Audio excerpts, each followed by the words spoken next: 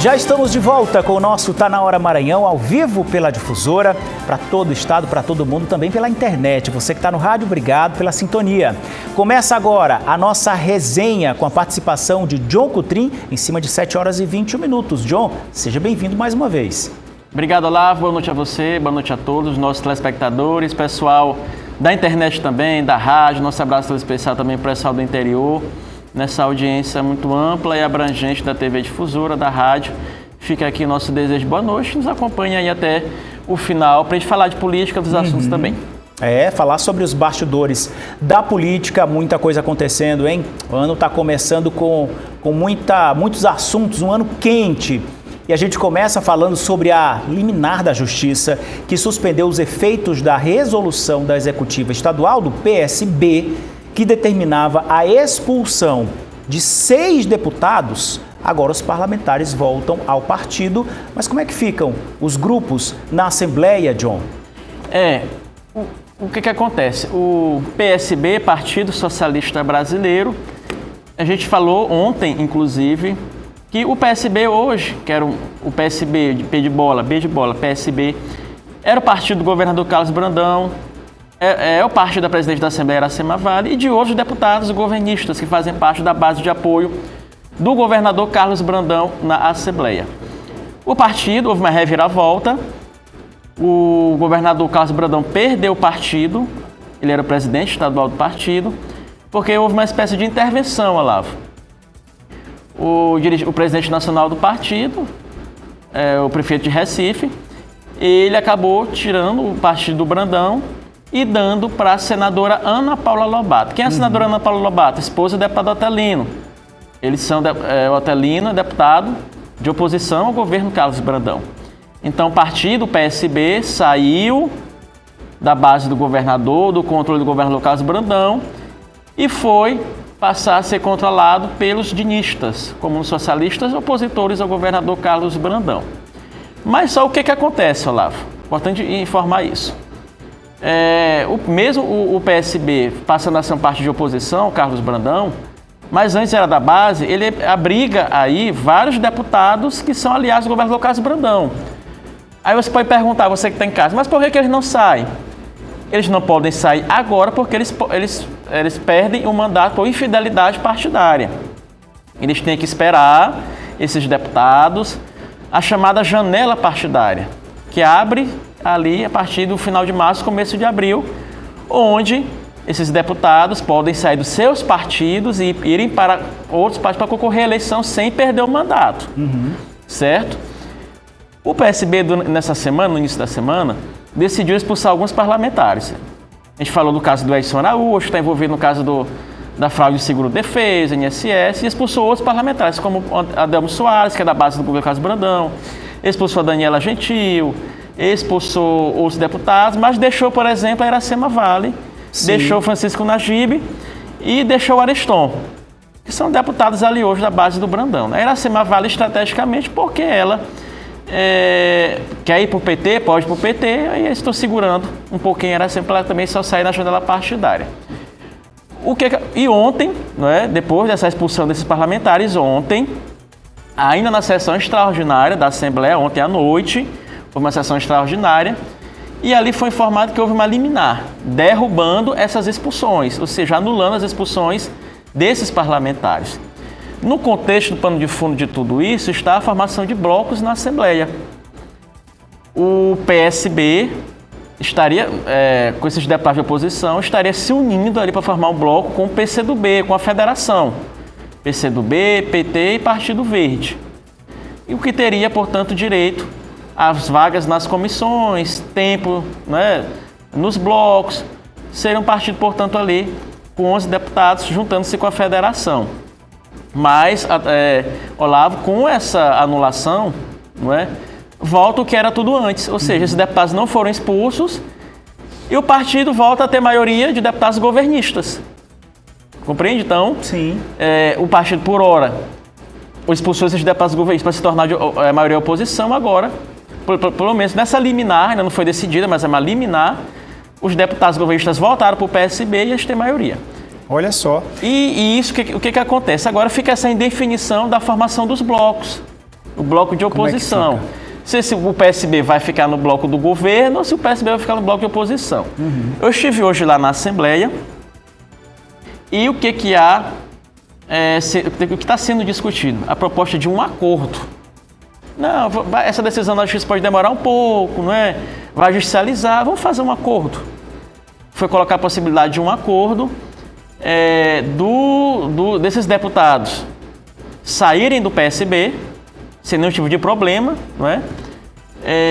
O PSB, portanto, continuaria na oposição, no bloco de oposição, mas liberaria esses deputados, que são governistas, não é? Isso está sendo tratado e discutido. Eu conversei com alguns deputados, por exemplo, o deputado Fernando Braga, ele não, vamos não quero saber de acordo, vamos para o enfrentamento. O deputado Atelino Neto não estava hoje na Assembleia, mas deve também querer ir para o enfrentamento sem qualquer tipo de acordo, não é? Em relação à formação. O que alega os deputados oposicionistas? O que vale, Olavo, a formação, por exemplo, dos blocos parlamentares, o que vale é a formação original do início da legislatura. Por exemplo, do dia 31 para o dia 1º de fevereiro, Sim. que inicia a legislatura. Qual era o bloco que estava sendo formado? Foi por isso que, estrategicamente, o PSB decidiu expulsar esses deputados nessa data, para formar um bloco, não é, de oposição, que valeria até o fim do mandato, até o final da legislatura. Porque, segundo esses deputados de oposição, o que vale é o bloco formado dia 31 para o dia 1º, que foi o início da legislatura. Então, esse vale até para o final do mandato. Independente se o deputado entra, independente se o deputado sai, esse é o que vale. Mas, já uma outra compreensão, tem essa decisão na Justiça aí, eles deveriam, segundo os deputados de oposição, se eles fossem recorrer, deveriam recorrer na segunda, mas deixaram para recorrer na segunda. Então, perderam o prazo, segundo eles, da oposição.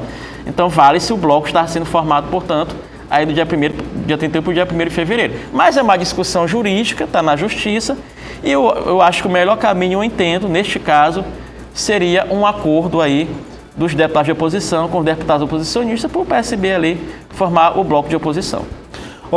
A gente vai continuar falando aí porque tem manifestação de deputado, mas mandar aqui um alô para quem está acompanhando a gente na TV, o Zenóbio e a Noeli, diz que tem cadeira cativa nesse programa, mais assistido do Maranhão. Opa, muito obrigado pela audiência e pelo carinho. Depois que fizeram os consórcios do transporte coletivo de São Luís, nunca mais atendeu a população de forma digna. Verdade, está acompanhando aqui as notícias da greve com a gente. Tem que acabar com essas eleições de 2 em 2 anos, 4 em 4 seria o ideal para eleger todos os poderes. O que a mesa da resenha política acha que realmente é um custo muito grande para o Brasil. A cada 2 anos você tem eleição, seja a nível municipal ou a nível estadual e nacional. Acaba sendo um desgaste, um valor muito grande, né, Diogo? Olavo, o fundo para as eleições desse ano é 5 bilhões de reais. 5 bilhões? Não é milhões não, é 5 bilhões. Olha quanto dinheiro. O fundo é eleitoral, estou falando de fundo partidário. Porque você que está em casa, os partidos recebem dinheiro público. Sim. Para você ter uma ideia, o PL e o PT, por ter as maiores bancadas de deputado e senador, o PL recebeu neste ano, o partido, algo em torno de 800 milhões de reais. Olha quanto O PL, o partido, recebeu 800 milhões. O PT também ficou muito próximo disso. PT e PL, que são os 2 maiores partidos do Brasil. Isso, do Brasil. Né? Então eles recebem um chamado fundo partidário. Sim. Ou seja, todo mês eles recebem um dinheiro público, não é? Ali o partido recebe e faz o que quiser, né? Claro, tem a questão da declaração. Justificar, né, o gasto, mas é um dinheiro praticamente livre. Por exemplo, a gente viu essa semana que um ex-ministro recebe 30 mil do PL. Nossa. Para prestar assessoria, por exemplo. O Bolsonaro estava recebendo dinheiro do PL. Então, assim como o PT também é a mesma coisa. Se não me engano, 40 mil, né? Era, exatamente. Então, não recebe mais porque foi, né? Está cumprindo pena. Então, foi suspenso. Foi suspenso o valor que o Bolsonaro recebia do PL. Mas isso vale para todos os partidos, não é só o PL não. O PT também financia, né, banca aí, com salários altíssimos, só uma das formas de gasto. Mas tem outros gastos. A gente viu o partido aí, prós, que o presidente do partido tinha helicóptero, tinha mansão, tinha tudo isso. Então é um dinheiro limpo, isso é chamado fundo partidário. Em ano de eleição, tem o chamado fundo eleitoral, que é só para eleição. E este ano é algo em torno de 5 bilhões de reais. Muito dinheiro. Muito dinheiro. Agradecer também a audiência pela internet do Farley, está acompanhando lá em Minas Gerais, lá em Belo Horizonte. Muito obrigado pela audiência aí que está acompanhando, sempre com a gente aqui, interagindo também. Bom, vamos seguir aqui com a nossa pauta, porque quem se manifestou sobre a mudança de bloco político foi o deputado Francisco Najib. Vamos conferir como foi a fala dele. Na verdade, eu volto para o grupo político que eu ajudei a eleger. Eu sou do PSB, partido do governador Carlos Brandão, no qual trabalhamos e junto com o ex-governador Flávio Dino, elegemos Brandão nosso governador. Houve o meu distanciamento, houve minhas insatisfações, mas isso foi repactuado em prol da população maranhense, em prol das minhas bases, dos meus prefeitos e do povo maranhense, que a gente junto agora repactuamos ações importantes do governo do estado para os municípios, e a gente que é parlamentar, que precisa, que tem que estar pedindo apoio para que os municípios possam receber as emendas e as participações dos parlamentares. A gente tem que estar na base do governo para melhorar a vida das pessoas. Então, volto para casa que eu ajudei a eleger. Tá aí então. Agora, John, essas mudanças de lado têm deixado a oposição cada vez menor, mas não mudam a decisão de apoiar o projeto do vice-governador. O Francisco Najib até outro dia era Felipe Camarão, está debaixo d'água, né? Vocês lembram disso, né? Sim. Mas o que pesou foi... ele estava lá na região no grupo do G8, né? Vocês lembram? Do G8, o grupo de deputados do G8, que apoiava que de oposição e apoiava o Camarão. Uhum. Aí o pai do... G8 que na votação virou 22. Na votação virou 22, né? Então tinha esse G8, mas o Francisco Najib, o pai dele é prefeito de Codó, certo? Que é o Oficial Oliveira. E lá o governador chegou com obra, com ajuda, com parceria, então ele acabou, portanto, aí, né? Lembrando que o prefeito de Codó também era Felipe Camarão, que ele é do PT, né? Importante lembrar, o UFC. Eram todos Camarão, mas chegou lá o governo, né? Com ajuda, com parceria, com obra lá na cidade de Codó. E aí o Najibinho acabou decidindo largar o Camarão e indo para o Brandão. E não demorou muito, a esposa dele foi renomeada no governo, né? Porque ela tinha sido nomeada e depois que o Najib foi para o Camarão, exoneraram ela e agora a esposa do Najib voltou novamente para o governo. Então, aí essa questão do Najib, ele, portanto, permanece, ele é da base do governo Carlos Brandão e está no PSB, ali do PSB de Bola, não é? Mas nesse evento ainda, lá da abertura dos trabalhos legislativos, o governador Carlos Brandão também falou sobre aquilo que a gente comentou ontem, de ficar até o final do mandato, de que ele se sacrificaria pelo grupo, não é? Nós temos uma fala do Brandão, vamos acompanhar. Olha, eu quando conversei com o presidente Lula, a primeira conversa, ele disse que ele estava mais interessado nas escolhas dos senadores, ele queria participar. Com relação ao governo, o governo não resolve o teu grupo lá no Maranhão. Então ele me deixou bem à vontade nesse caso. É lógico que aconteceram outros fatos e as coisas foram tomando um rumo diferente. E depois que eu vi também 12 partidos chegarem e me visitaram esse ano, eu não conversei com eles ano passado. E dizer assim, olha, nós queremos, já tomamos, vieram na realidade só me comunicar.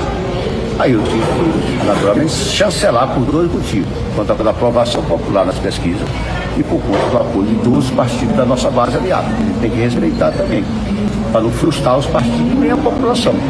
Então hoje isso é uma questão que não tem mais volta, né?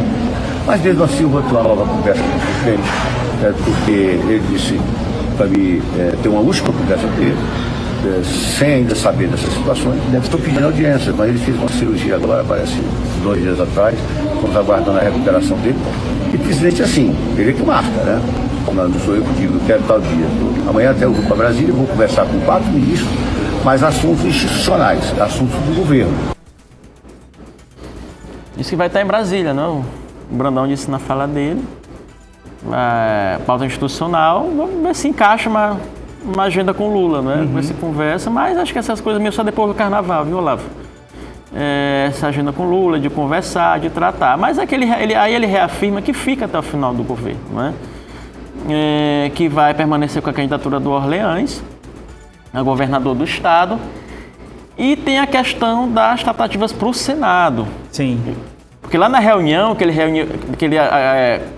esteve com esses 12 partidos, ele confirmou já uma candidatura ao Senado, lá para todo mundo, que é o Everton. Sim. E o Brandão justificou... Pelo menos um já está definido, né? Já está na chapa do Orleans, que é o Everton. Porque ele falou assim, não, isso aqui é o pedido do Lula.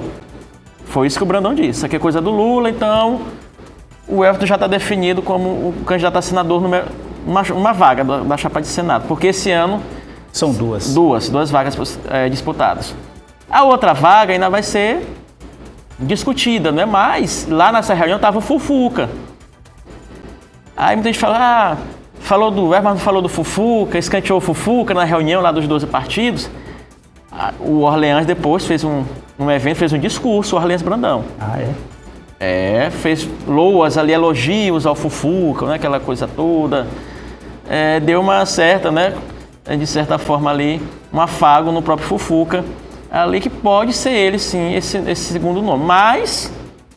Nada definido. Nada definido, tem Iracema Vale. Uhum. Tem Iracema Vale, que é o nome que está sendo ventilado aí para formar parte da chapa majoritária. Pode ser de vice, pode ser de senadora. Ela disse que já está à disposição, vocês lembram, não é? Sim. A Iracema Vale está à disposição para o que o grupo decidir, ela vai acatar. Mas é um nome de peso que agregaria bastante a chapa do Orleans Brandão. Por outro lado, nós temos... Aí às vezes a pessoa pergunta, vocês não falam do Laésio, não falam do Brade. O Laésio, ele tem partido, tá colocado. Essa possibilidade aí, tem a questão do Brade, do Laésio pode se juntar com o Brade ou não.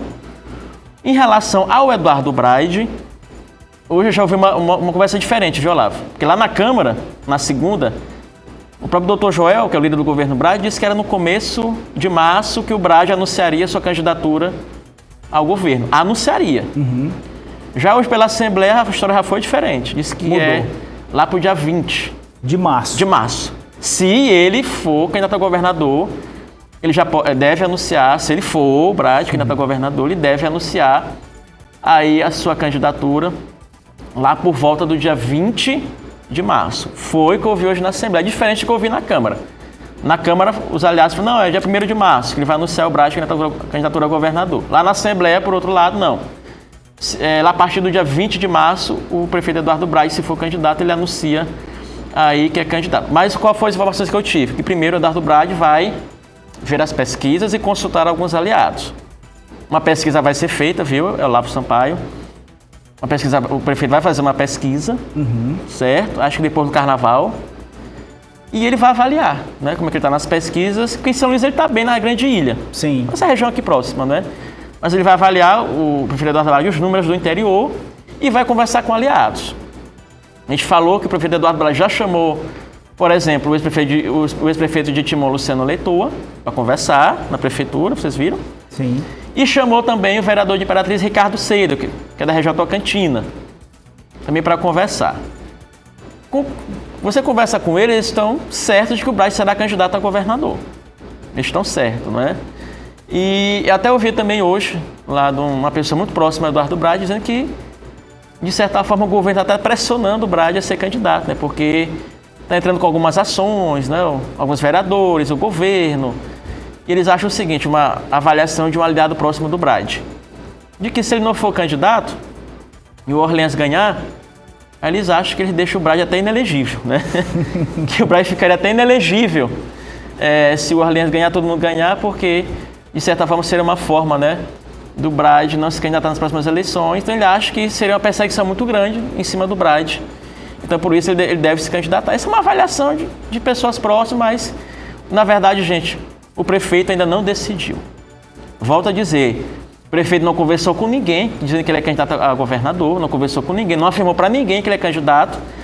Ele vai fazer as pesquisas, está recebendo, né, as informações dos aliados, as impressões que os aliados têm, e só vai tomar uma decisão, como eu disse, lá por volta do dia 20 de março. Pronto, vamos girar aqui com os assuntos, porque o Senado aprovou agora há pouco o programa de ajuste para a oferta de gás de cozinha para famílias de baixa renda e com emendas aprovadas do senador Everton. O Maranhão deve ser um dos maiores beneficiados, John, sobre essa medida? Um programa importante. O que aconteceu? O deputado federal Hugo Leal, relator dessa MP, acatou emendas apresentadas pelo Everton. É um programa chamado Gás do Povo. que substitui o antigo auxílio gás por botijões gratuitos a famílias do CAD único. Olha só, você que está em casa agora, presta atenção nisso. O chamado gás do povo, né, vai substituir o antigo auxílio gás por botijões gratuitos a famílias do CAD único. O texto foi aprovado nesta segunda pela Câmara. O plenário do Senado deve votar ainda hoje, viu, Olavo? Sim. Essa MP que ampliou o programa de ajuda oferta para gás de cozinha para famílias de baixa renda. Já votou e já aprovou. Já aprovou, né? Já. Pronto, já está aprovado. E aí teve essa emenda do senador Everton Rocha, não é? Que portanto, que garante esse programa. O que acontece aqui? É uma emenda. A emenda 115 determina que o preço do gás seja atualizado mensalmente com base na média dos 2 meses anteriores, utilizando dados oficiais da ANP. Mais de 1 milhão de famílias do Maranhão será beneficiada pelo programa, não é? E aqui, esse programa, portanto, garante que o benefício do gás seja acessado de forma digital, proporcionando segurança e identificação individual para cada família. Pronto, tá aí então. Dá tempo só para o último assunto, porque olha só, no cenário nacional, John, a senadora Damares Alves acionou a Justiça Eleitoral contra a escola de samba que irá fazer homenagem ao presidente Lula no enredo deste ano. Qual o problema da homenagem, John? É a escola de samba Acadêmicos de Niterói. A senadora Damares acusa a escola de propaganda eleitoral antecipada, não é? Aqui diz ainda ela, a senadora, que o desfile tece críticas provocativas ao ex-presidente Jair Bolsonaro, inclusive, segundo ela, abre aspas, com desinformação de que ele teria matado pessoas durante a pandemia, né? Seria, portanto, a parte do enredo aí da escola. Isso tudo seria contado no desfile. Exatamente, Escola Acadêmicos de Niterói. Até é importante questionar se tem dinheiro público no meio, não é? Que está por trás dessa homenagem. E ela pediu aqui, portanto, que isso seja, portanto, MPE pediu que, já que já está feito, né? As indumentárias, essa coisa toda, mas que não sirva esse desfile, não sirva de propaganda antecipada e nem faça crítica, segundo ela, aí ao ex-presidente. Tá, e antes de encerrar, agradecer a audiência do Mazin, lá em Imperatriz, está ligado aqui com a gente, botou aqui uma foto da televisão. Muito obrigado, Mazin, todo mundo que acompanhou a nossa edição de hoje. O Tá Na Hora Maranhão fica por aqui. Obrigado pela audiência e companhia. A gente volta amanhã a partir das 6h30 aqui na tela da Difusora. Obrigado, beijo grande, beijo na família, fica com Deus. Tchau.